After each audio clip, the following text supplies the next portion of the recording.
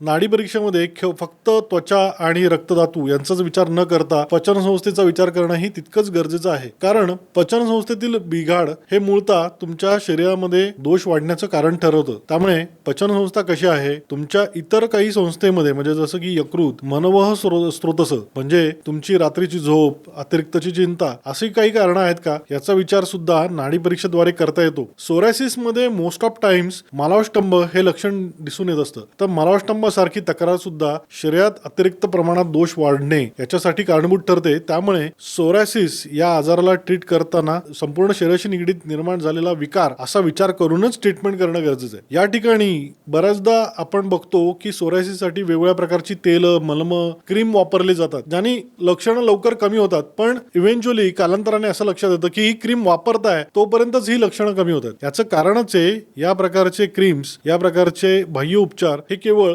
बाह्य स्वरूपात त्वचेला मदत करत असतात. पण आजाराचं मूळ हे तुमच्या शरीरात झालेलं आहे. तुमच्या शरीरातील बदल खरं तर या त्वचेशी संबंधित लक्षणांना कारणीभूत ठरत आहेत. त्यामुळे तुमच्या शरीरातील बदल सुद्धा दूर करणं हे तितकंच गरजेचं असतं. याच्यासाठी नाडी परीक्षा ही अतिशय उपयोगी पडते.